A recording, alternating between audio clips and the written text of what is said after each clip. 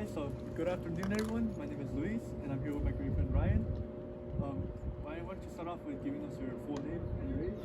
Hey everyone, my name is Ryan, last name is Sansome, and I am the oldest undergraduate at UC Davis currently, and I'm 42 years old. 42 years old. So tell me about yourself. Where did you grow up? I'm from California, born and raised in Sonoma County, which is like 2 hours west of Davis. Grew up in a town called Santa Rosa. It's a little bit bigger than Davis, and it's a pretty cool like demographic breakdown because about half is Catholic, and the socioeconomic status are pretty similar. So what was the socioeconomic status like? What was it like for you growing up, income-wise? As a young child, I had a single mother, so we grew up in poverty. Like I wore secondhand clothes, never had anything nice. My mom drive like a 1970 Monte Carlo.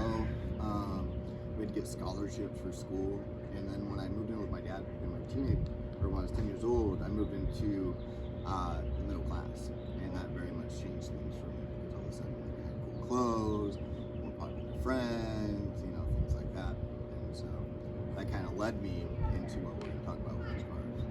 Alright, so was there any deviance in your life during these times? Say during that shift, before that shift, after that shift? Oh yeah, so at the age of 12, I had made this decision. I had kind of been like a nerdy, skinny, cross-eyed kid that was bullied all the time. And then when I moved to a new town, this was right around the time when like hip-hop and like gangster music became really popular. And so like I chose to be a deviant. Like I wanted to be a gangster, I wanted to be tough, I wanted to be a weed dealer. I wanted to be these different things that were outside the social norms because at the time, like I felt like that was the way to be cool, but that's changed since.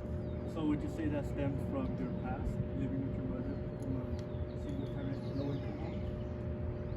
Yeah, I think I never felt like I really fit in anyways. Like even if I tried, like I didn't fit in, at this private school I went to as a kid. I didn't have money like that. I didn't have nice clothes like that. I didn't have parents that were still married like they did. So I didn't fit in. So as I got older and I found out that I could kind of like voluntarily not fit in, that became really attractive. So let's talk about, you said the import car community? Yeah. Okay. So at what age would you say this really started for you? Was it at a younger age when you couldn't really afford it? Was it when it became more affordable to you? So when I turned 16, okay, so I'm gonna preface this by saying this was before the Fast and the Furious movies came out. So when I was 16, this is 1996, one kid in my town bought like a 1992 Toyota Tercel, and he cut the springs on it and he lowered it, and he cut the muffler off it, and he put like a big Coke can exhaust tip on it, and it was like the coolest thing. And so me and all my friends in the neighborhood, we bought little Japanese cars as our first cars, and we cut the springs on them, and we cut the mufflers off of them, and we formed our first car crew. And it was like, there was probably 6 of us at the time, and none of us had money, really. Like one kid had money to buy a brand new Civic and brand new car parts, but the rest of us, honestly, were like, we got like hand-me-downs from our parents, and we didn't have money to buy new parts. We like modified the parts that we had, and we made those cars totally unsafe. And and it gets further deviant. There's a lot of deviance that goes into it if you want to know about it. So what would you say, what were the resources you had? How did you start messing with your car? What was your first experience like, doing something to your car that was, I don't know, So I was really into, I didn't have a lot of money, right? And so I didn't have a lot of money. And at the time, like if you didn't have the money to buy a part, you might be able to find a car that did have that part on it, that you could go steal it. And so when I was young, like me and my buddies, we would drive around like 4 or 5 deep in our Honda Civics, and we would look for car parts to steal, like rims, exhausts, things like that, entire cars. And it was, and to us, like the addiction was like getting these car parts. It was literally like an addiction. Like I need to have this exhaust for my car. It's like, so I'll go steal something to go get it. It's like a crackhead would go steal for crack. That was perfect because I was going to ask you, what did that feel like for you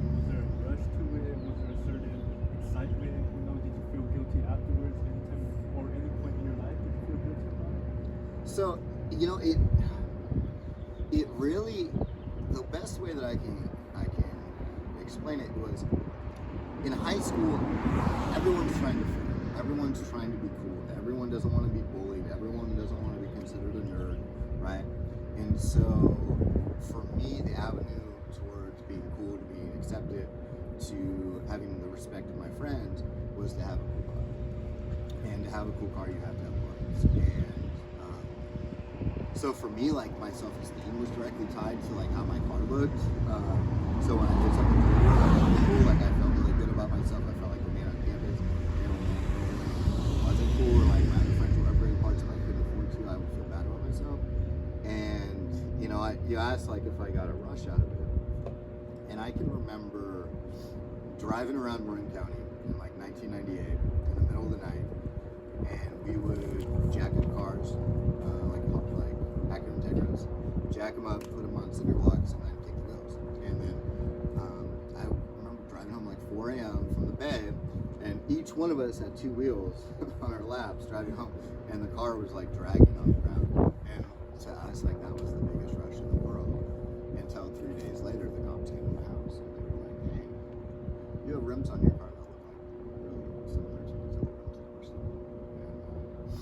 And it was a pretty sketchy situation, but for whatever reason, at that time, the car scene, there was a connection between the car scene, gangs, drug dealing, and car theft. I don't necessarily think that's how it is now, but that's where the origins of it started. So, what was your first experience like with any form of law enforcement stemming from? Well, I can tell you that the first 2 years that I was licensed in Roanoke Park, California, I was pulled over 58 times. And I was given fix-it tickets for anything they could possibly think about. To mess with me about. They did not like the import car people at the time. We were public enemy number one to them. If they saw me, no matter what they were doing, they would turn around, pull me over, pull everyone out of the car, tear apart the entire car, like pull the door panels off, anything they could possibly do, looking for drugs, which was weed, and looking for any type of modified part. And on several occasions, I've driven away with like 15 fix-it infractions, and I ended up paying the first 4 years that I had a license like $30,000 in traffic fines. So you mentioned before that it was something that elevated your mood, your lifestyle, your sense of being. So how do those highs compare to those lows of being involved in all those criminal activities per se? It's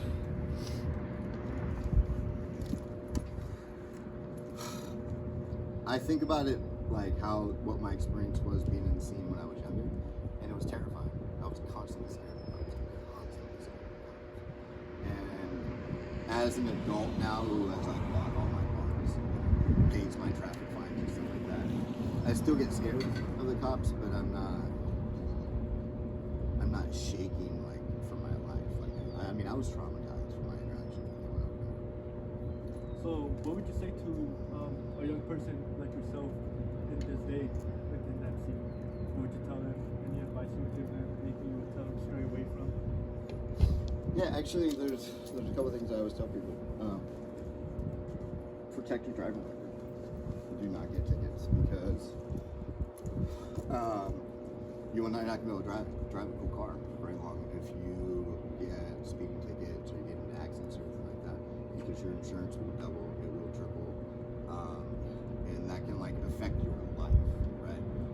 The other thing I tell people is don't do things to your cars that like you see people do on Instagram. I made the mistake of buying like a big turbo for this thing, like a big methanol kit, because I saw other people on the internet do it, not realizing that like those guys are really rich, and if they break their car, it's not really a big deal for their daily driver to break down. And so some of the things that I've had to learn the hard way is you can still have fun with these cars without like getting a bunch of tickets, and you can still have like a pretty modified car without having every single thing done to it, but it'll still run. Also, don't start with a brand new car because you will ruin it. You will ruin it. Anything, anytime you do stuff to these cars, you will ruin it. So start with something. Okay, so the really beautiful car here, how much money have you invested into it? And how much did it cost you just stock, you know, just regular car, nothing done to it? What was the price range there? And how much did the price increase after everything you put to it? So this is a 2018 Hyundai Elantra. If you were to ask most people, like, hey, how much does a 2018 Hyundai Elantra cost? I'd probably tell you 15 grand. This is a $50,000 car. $25,000 car, $25,000 cars. So would you say that has had a strain on your, any, say, physical, mental, emotional health, you know, based on the income? Yeah, no, my credit, like I'm maxed out on my credit right now because I ran into issues where as I started modifying things, I started breaking things. And so my $35,000 budget that was kind of reasonable for me became a $50,000 budget because of breaking things and repairs and whatnot.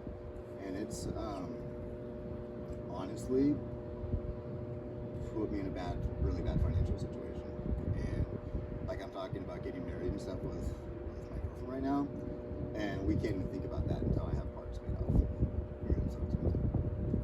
So for the, let's say for the car community, you know, would you call it a lifestyle, hobby? You know, would you consider it a form of self-care for yourself? You know, before you mentioned that you know, you're so limited, how would you rank it now compared to what it was back then? Oh, it's a passion, for one. It's a passion. It's something that, like, for me, this car is 40 years of looking at magazines, watching races, you know, looking on the internet and looking at cool cars, and then deciding, okay, what do I want my cool car to look like today? Like, what do I want to create? Like, that is a passion, that's an obsession. But it's also very much like a lifestyle because, like, I built my car and the aesthetics around it, and then I kind of built my own aesthetic and things that I do around that. Like all my clothes kind of match my car and stuff like that. And now I'm starting to get into like the community aspect of it, the car scene itself. You know, because there's a lot of car meets, you know, in Sacramento. There's one almost every night where it's tons of modded cars, and like during COVID, the car community honestly saved me, like on Instagram. Because it was just a neutral thing that regardless of whatever your political views were or whatever, we all love cars. We all love cars. We all love this car, right? And it's like I have found it really supportive. You know, like when anyone does a mod on their car in the car community and like shares it on the internet, they'll all get 150 likes, right? So the guy that just put a sticker on his car is almost getting as much like applause as I do for having all this stuff, and it's pretty neat.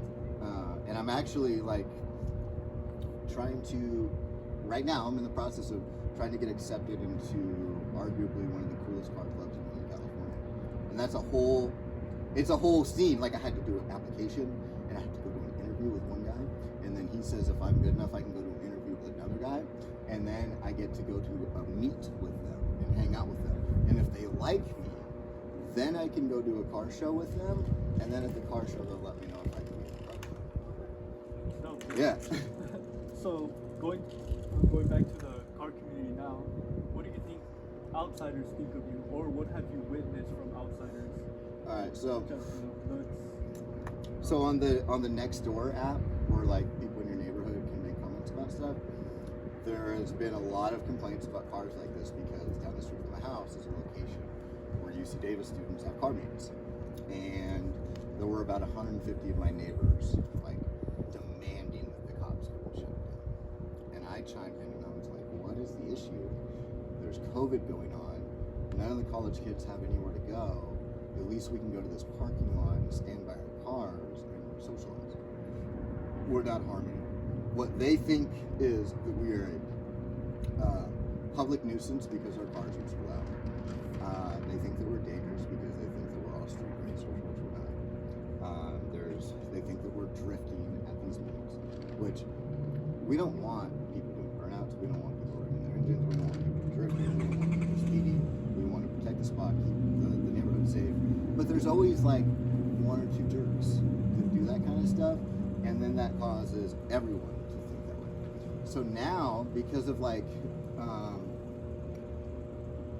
from what I gather, from what people tell me, is the assumption about me or anyone else that drives a car like that is that we're a douche, we're douchey, we're selfish, we don't care about other people and how we affect other people, we're egotistical, we're reckless because we have these fast cars.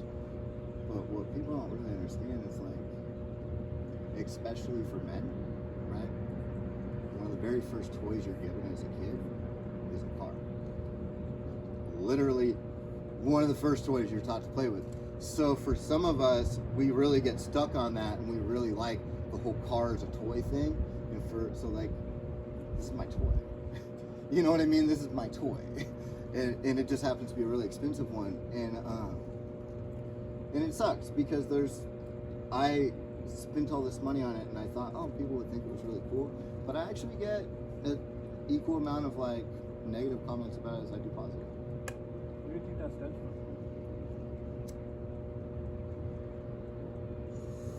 I think everyone went to high school with some douche with a fast car that they didn't like. You know? Yeah. Everyone has seen the asshole weaving in out of traffic, putting out other people in danger. I think also that there are some ethnic associations that people make with different types of modified cars, and then kind of project their racist bias onto that kind of thing. I've seen a lot. And I think anything that's loud and flashy and noticeable and says, like, look at me, there's pushback against that. So you mentioned before that while you were growing up, this car scene was somewhat, public enemy number one, and aligned with gangs and aligned with drug use. So now in this day and age, where do you think this group ranks as long as, with current events going on, such as, abortion, mass shootings? All right, so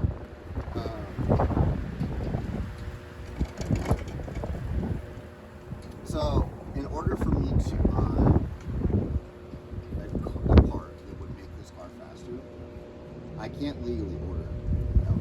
It gets a lot more performance. So I have to order the part, send it to my dad in Arizona, and he has to smuggle it to me. I don't have to do all that to get an AR-15, but I do to be able to add 10 horsepower to my car, but not add any more emissions coming from the tailpipe. I would say that they're like the street racing task force that they have, that literally like they have multi-agency task force in every county that are monitoring social media sites, looking for illegal street racing, and then they'll bring like 50 to 100 cops and 2 helicopters to some illegal street race, seize everyone's cars, do all this stuff. Like, they don't put that much effort into it's now they're setting up stations on the side of the road where, say they see this car, right? CHP sees this car, they're like, we know that this car has probably had the computer modified by the owner to make it faster, which means it changes the emissions. So they'll pull me in, plug something into my car that then is able to detect if I modified the computer. They then take my car, just take it. If this is a brand new law. They're not doing that for like other things, dude. Like, they're not even doing DUI checkpoints like that to that level, So it's, and here's like gun. This is a really good point. The gun issue, right? Like, God forbid we talk about regulating guns. What the discussion is right now, is a federal ban on all high-performance aftermarket parts across the board. Kill the aftermarket part industry. We have like this lobbying agency called SEMA, which is like the aftermarket parts fucking lobby, like the NRA. but they don't have any power. So like it's literally probably in like 3 or 4 years, aftermarket parts and like making your car cool is going to be illegal. But how much you want to bet kids are still going to show up? Still gonna happen. So let's move on to a different subject. You know, what does your car and your car's performance rank amongst your priorities in life? You know, and how does it affect your life? You know, say work-wise, relationship-wise.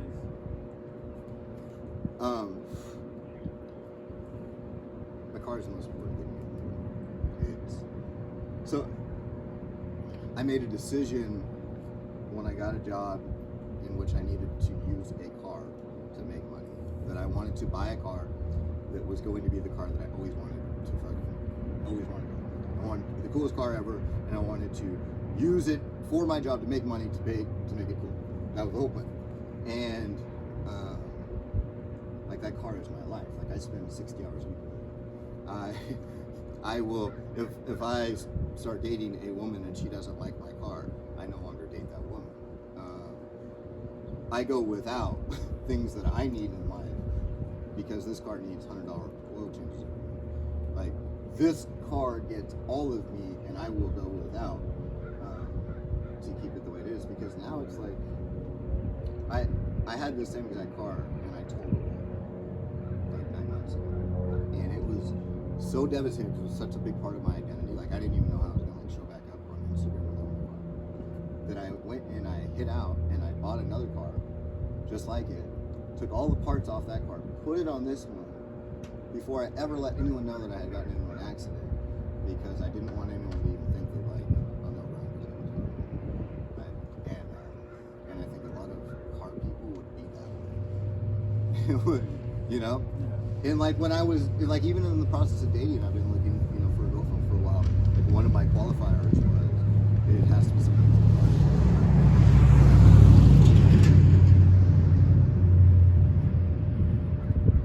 So, you know, you mentioned the whole, you know, the federal ban. So, you know, with the introduction of electric cars and, you know, the way things are going now, do you think the car scene is growing, declining, or is it been the same? Based on from when you grew up to when you were. So, it's really interesting. Okay, so last night on my favorite freeway exit, there's like a turn that I can do 90 miles an hour. It's really fun in my car. I was neck and neck with a Tesla. I thought I would smoke it, but like the Tesla kept up with me. And Teslas look pretty cool, right? And I've even seen lower Teslas now. So what I think's gonna happen, I think styling wise, electric cars will be the thing, you know, in 10 years for people. But I think they're too expensive right now for people they're too expensive for people to buy and then modify, and there's not enough parts for them. But it's really, really sad because like American muscle is based on gasoline, you know, loud exhaust and gasoline. Like I think that is very much something that most cars love, and it's not going to be the same when it's electric. And it's unfortunate because it's the electric car industry that is killing the aftermarket parts.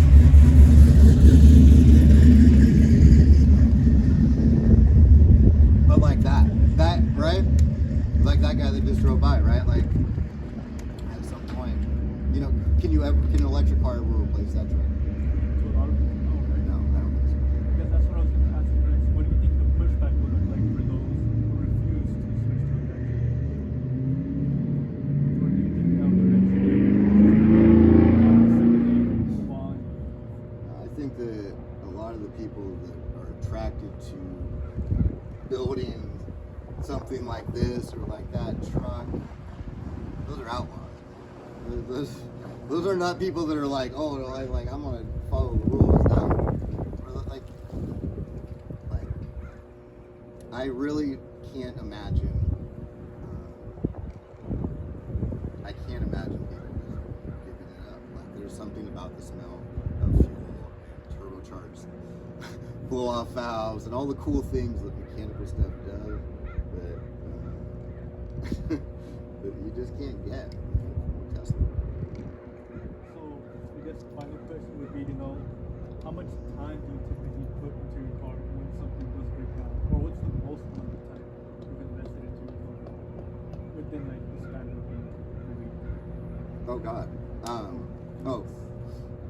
I mean, to keep this car on the road, I have to constantly maintain it. And just yesterday, I hadn't maintained it in like 3 weeks.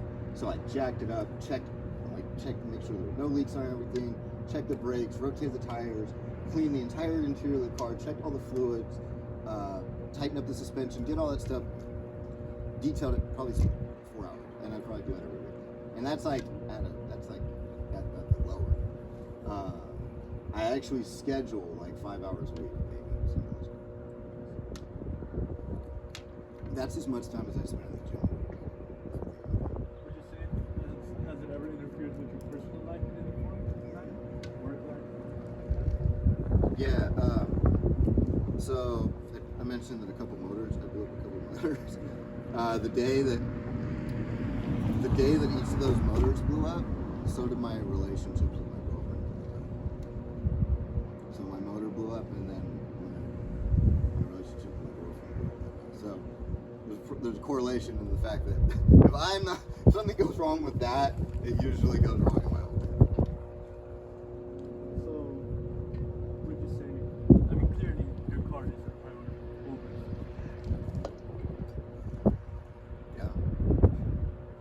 Yeah. I mean, yeah. Do you have anything else to add? No, I mean, in regards to like deviancy, as the car scene and car culture being deviant, like I self-identify as a deviant. The language that I use in the video, like I self-identify as antisocial. Like I know, like I don't want to be like, I feel like Mad Max rolling down the freeway, right? I don't want to feel like Becky and her friends, and so I know where I stand in regards to like everyone else in society. Like I know how people see these things, and that's kind of why I picked the imagery that I did